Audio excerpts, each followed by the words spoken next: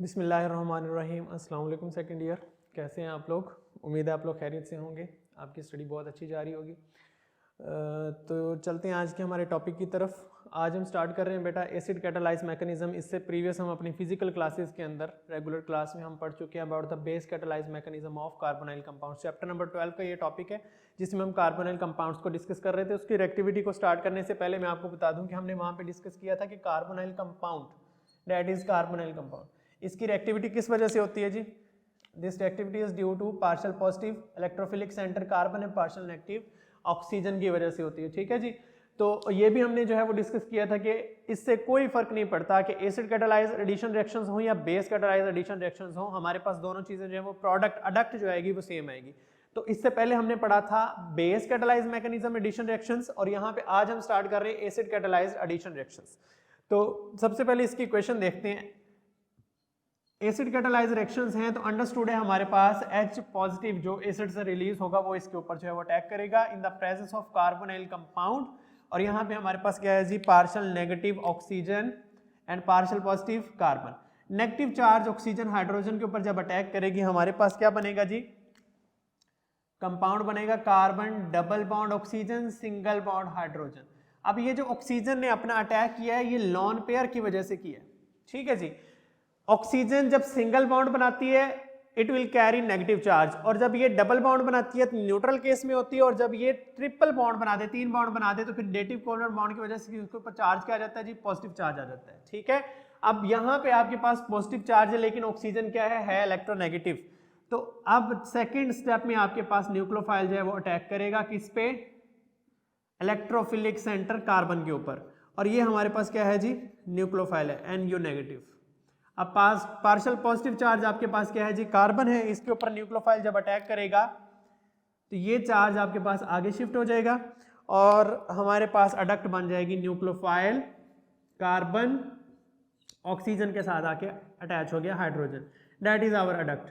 और यही अडक्ट हमने जो है वो बेस कैटालाइज एडिशन रिएक्शंस में भी पढ़ी थी। आप इस इक्वेशन की जगह ये इक्वेशन भी लिख सकते हैं कि जब यहाँ पे पाई बॉन्ड मूव करेगा और हाइड्रोजन पे अटैक करेगा तो हाइड्रोक्सल ग्रुप बनेगा विद सिंगल बॉन्ड। इस केस में ऑक्सीजन जो है वो न्यूट्रल रहेगी क्योंकि ऑक्सीजन ने 2 बॉन्ड बनाए और पॉजिटिव चार्ज कैरी करेगा कार्बन एटम। तो इसी तरह से आप यहाँ भी जो है वो इस कार्बन कंपाउंड के ऊपर अटैक करवा सकते हैं न्यूक्लियोफाइल का, लेकिन आपकी बुक में जो है वो ये कंपाउंड इस तरह से बना के दिखाया गया, तो आप इसी के मुताबिक जो है वो करवाएंगे। ठीक है। आप ये केस भी आगे पढ़ेंगे जब हम जो है वो मैकेनिज्म पढ़ेंगे डिफरेंट कंपाउंड्स का, डिफरेंट एडिशन रिएक्शंस का। ठीक है जी। तो हम इसके रिएक्शन स्टार्ट करते हैं। सबसे पहला हमारे पास जो रिएक्शन है that is polymerisation. Polymerisation of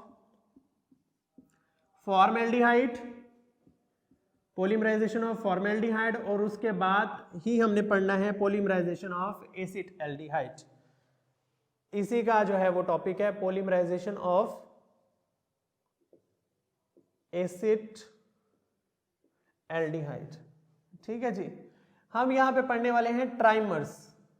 polymer होता है जिसके अंदर नंबर ऑफ यूनिट्स हो, डाइमर होता है जिसके अंदर 2 मोनोमर्स यानी 2 यूनिट्स होते हैं, और ट्राइमर होता है जिसके अंदर 3 यूनिट्स होती है। हम यहाँ पे पढ़ने वाले ट्राइमर्स को। फॉर्मेल्डिहाइड का फॉर्मूला है HC double bond OH। 3 molecules हमने यूज किए हैं। पार्शियल पॉजिटिव आपके पास कार्बन है, पार्शियल नेगेटिव ऑक्सीजन है। हर मॉलिक्यूल की पार्शियल नेगेटिव ऑक्सीजन अटैक करेगी next molecule partial positive charge carbon पे, तो हमारे पास अल्टरनेट कार्बन ऑक्सीजन बॉन्ड्स बनेंगे। देखिए जी, कार्बन इसकी ऑक्सीजन ने साथ में 2 हाइड्रोजन है, ये एक मॉलिक्यूल है फॉर्मेल्डिहाइड का। जब ये ऊपर शिफ्ट होगा it will become negative, oxygen negatively charge हो जाएगी, कार्बन पॉजिटिव। ये ऑक्सीजन अगले मॉलिक्यूल के CH2 के ऊपर अटैक करेगी। इसी तरह इसकी ऑक्सीजन नेगेटिव है, ये अगले मॉलिक्यूल की कार्बन पे अटैक करेगा। इसकी आपके पास ऑक्सीजन जो है वो नेक्स्ट मॉलिक्यूल की कार्बन पे अटैक करेगी। इस तरह हमारे पास एक हेक्सागोनल स्ट्रक्चर जो है वो बन जाएगा जिसमें आपके पास ऑक्सीजन कार्बन का अल्टरनेट जो है वो बॉन्ड है, जस्ट लाइक बेंजीन। इसको हम बोलेंगे metaformaldehyde. This compound is metaformaldehyde in the presence of acid. Acid हम यहाँ पे यूज कर रहे हैं H2SO4, ये हम रिएक्शन करवा रहे हैं। ठीक है जी। उसके बाद है एसिटाल्डिहाइड, इसमें भी हम 3 मॉलिक्यूल यूज कर रहे हैं, CH3 C double bond OH। As it is same reaction जो हमने अभी पढ़ा in the presence of sulphuric acid. फर्क क्या आएगा, वही कुछ बनेगा, कार्बन ऑक्सीजन पे, ऑक्सीजन कार्बन पे अटैक करेगी, ये हमारे पास स्ट्रक्चर बन जाएगा, carbon oxygen and carbon, alternate bonds बनेंगे, कार्बन ऑक्सीजन के अल्टरनेट बॉन्ड्स। फर्क किस चीज का आना है जी, वहां पे हमारे पास 2 हाइड्रोजन थे, यहां पे हमारे पास 1 हाइड्रोजन है और एक हमने क्या लगाया जी, मिथाइल ग्रुप लगाया, तो 1 हाइड्रोजन के साथ एक मिथाइल ग्रुप आ जाएगा, दैट इज पैरा एल्डिहाइड। ठीक है जी, पॉलीमराइजेशन ऑफ एल्डिहाइड्स, कौन कौन से जी, फॉर्मेल्डिहाइड, एसिटाल्डिहाइड। तो इसका मैकेनिज्म एज इट इज होगा जिस तरह यहाँ पे आपने पढ़ा है, लेकिन मैंने जनरली आपको समझा दिया कि हर आपके पास जो कार्बोनाइल कंपाउंड है, एल्डिहाइड्स हैं, उसमें कार्बन पार्शियल पॉजिटिव है, ऑक्सीजन क्या है, पार्शियल नेगेटिव है। तो एक मॉलिक्यूल के ऑक्सीजन नेक्स्ट मॉलिक्यूल की कार्बन के ऊपर जब अटैक करेगी तो उसके साथ बॉन्ड बना लेगी और खुद सिंगल फॉर्म में आ जाएगी, CH2 ऑक्सीजन। ये एक मॉलिक्यूल आ गया एल्डिहाइड का, ये पॉजिटिव चार्जेस और नेगेटिव चार्जेस खत्म हो जाएंगे। ये दूसरा मॉलिक्यूल है और ये आपके पास तीसरा मॉलिक्यूल है। 3 मॉलिक्यूल्स ने ट्राइमर की फॉर्म में एक दूसरे का जो है वो रिएक्शन किया है और ये भी हमारे पास 3 मॉलिक्यूल्स हैं। तो इस तरह से आपके पास 3 molecule carbon oxygen alternate bonds की फॉर्म में बॉन्ड्स बना लेते हैं, पॉलीमराइज हो जाते हैं। ठीक है जी। सेकंड रिएक्शन है जी हमारे पास reactions of ammonia derivatives. Second reaction is reaction of ammonia derivatives. ठीक है जी, आज मैं आपको इसका जनरल पैटर्न पढ़ाऊंगा, जनरल रिएक्शन क्या होता है, और उसके बाद मैं आपको इसका मैकेनिज्म करवाऊंगा। नेक्स्ट स्टेप में जो है नेक्स्ट लेक्चर होगा उसमें हम इसके कंप्लीट रिएक्शन जो है वो 4-5 रिएक्शन दिए बुक में वो देखेंगे। अमोनिया होती है जी आपके पास नाइट्रोजन, साथ में आपके पास कितने हाइड्रोजन है जी, 3 हाइड्रोजन है, NH3, और कार्बोनाइल कंपाउंड मैंने यहाँ पे लिख लिया जी कार्बन ऑक्सीजन डबल बॉन्ड, और ये आपके पास कंपाउंड आ गया जी। ठीक है, अब जब आपने अमोनिया का डेरिवेटिव बनाना है, कोई एक हाइड्रोजन रिमूव करके उसकी जगह पे आप कोई ग्रुप लगा लें, ठीक है, और नाइट्रोजन अपने ऊपर क्या रखेगी, लोन पेयर रखेगी। इसी तरह ऑक्सीजन के ऊपर भी क्या है, 2 लोन पेयर्स हैं। पार्शियल पॉजिटिव चार्ज आपके पास कार्बन है, पार्शियल नेगेटिव ऑक्सीजन है। इसी तरह इस हाइड्रोजन के केस में आप देखें कि पार्शियल पॉजिटिव चार्ज हाइड्रोजन है और पार्शियल नेगेटिव चार्ज आपके पास क्या है, नाइट्रोजन है। अब देखें ऑक्सीजन हाइड्रोजन के ऊपर अटैक करेगी तो हाइड्रोजन के साथ यहां बॉन्ड बना लेगी। अब पीछे नेगेटिव चार्ज आपके पास नाइट्रोजन है तो ये पॉजिटिवली चार्ज कार्बन के ऊपर अटैक करेगी। Oxygen will convert into hydroxyl group और नाइट्रोजन का सिंगल बॉन्ड बन जाएगा किसके साथ, कार्बन के साथ। तो देखिए नया कंपाउंड हमारे पास क्या बनेगा, कार्बन सिंगल बॉन्ड नाइट्रोजन, एक हाइड्रोजन आपके पास नाइट्रोजन के पास है और हाइड्रोक्सिल ग्रुप कार्बन के पास है, और यहाँ पे आपके पास क्या लगा है जी, ग्रुप अटैच है। ठीक है जी, ये इंटरमीडिएट कंपाउंड बन गया। अब नेक्स्ट स्टेप में दोबारा इन द प्रेजेंस ऑफ एसिड ये हम रिएक्शन करवा रहे हैं, फिर से इनके अंदर से डिहाइड्रेशन होगी, यहां से आपके पास वाटर रिमूव हो जाएगा और इसका बॉन्ड यहां जनरेट हो जाएगा। तो हमारे पास कंपाउंड बनेगा carbon double bond nitrogen single bond group, और यहां पे ये आ जाएगा माइनस वाटर। ठीक है, इसके अंदर एडिशन भी हुई है और वाटर भी एलिमिनेट हुआ है, that's why we called it as addition elimination reactions. ये क्या कहलाएंगे, एडिशन एलिमिनेशन रिएक्शन। एडिशन क्यों बोला, क्योंकि इसके अंदर आपके पास जो अमोनिया का डेरिवेटिव है वो ऐड हो गया कार्बोनाइल कंपाउंड के अंदर। और एलिमिनेशन क्यों बोला, क्योंकि इसमें वाटर का एक मॉलिक्यूल हमारे पास क्या हो जाता है जी, एलिमिनेट हो जाता है। दोबारा सुन ले, हुआ क्या था, अमोनिया का हमने फॉर्मूला लिखा NH3, उसमें से कोई एक हाइड्रोजन रिमूव करके कोई ग्रुप लगा दें, दैट ग्रुप मे बी, ये ग्रुप क्या हो सकता है, may be this hydroxyl amino group भी हो सकता है। ठीक है जी, उसके अलावा ये फिनाइल हाइड्राजीन भी हो सकता है। ठीक है, इसके साथ कोई भी कीटोन ग्रुप भी हो सकता है। तो डिफरेंट ग्रुप्स आप हाइड्रोक्सिल की जगह, ये जो आपके पास ग्रुप है इसकी जगह पे आप डिफरेंट ग्रुप्स ऐड कर सकते हैं। पहले नाइट्रोजन जो है वो अटैक करेगी कार्बन पे और ऑक्सीजन हाइड्रोजन पे, हाइड्रोक्सिल में चेंज हो जाएंगे और यहाँ पे आपके पास एक हाइड्रोजन बचेगा, और ये दोबारा से जो है वो रिएक्शन करके यहाँ से वाटर को रिमूव कर लेंगे और आपके पास नाइट्रोजन का कार्बन के साथ डबल बॉन्ड बन जाएगा। अब हम मूव करते हैं इसके मैकेनिज्म की तरफ। वो इसके रिएक्शंस को 4 रिएक्शन दिए हुए हैं इसके, उसके बाद एक मैकेनिज्म है, आप उसको फॉलो करेंगे और उसके बाद हम दोबारा जो है नेक्स्ट लेक्चर में इसका जो है वो डिटेल में जो है इसके रिएक्शन जनरल रिएक्शन को स्टडी करेंगे। Today we are discussing about the mechanism of ammonia derivative reactions. तो मैकेनिज्म में जो बात जानना जरूरी है that is it's an acid catalyzed reaction. तो एसिड कैटालाइज में आपने पढ़ा कि सबसे पहले ऑक्सीजन जो होती है वो एसिड के ऊपर रिएक्ट करती है और न्यूक्लियोफाइल इसमें कौन होगा, वो नाइट्रोजन होगी due to its lone pair. Mechanism for ammonia derivative.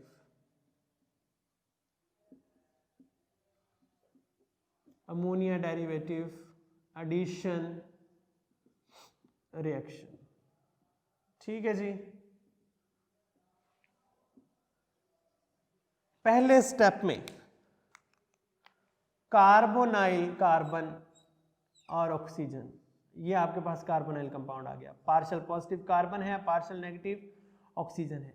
H positive, चूंकि ये एसिड कैटालाइज रिएक्शन है, H पॉजिटिव के ऊपर ऑक्सीजन जो है वो अटैक करेगी और यहाँ आपके पास एडिशन रिएक्शन हो जाएगा हाइड्रोजन का. कार्बन और साथ में हाइड्रोक्सिल अटैच है और ये दो ग्रुप आपके पास एज इट इज अटैच हो गए. कार्बन पे चार्ज क्या आ गया, पॉजिटिव चार्ज.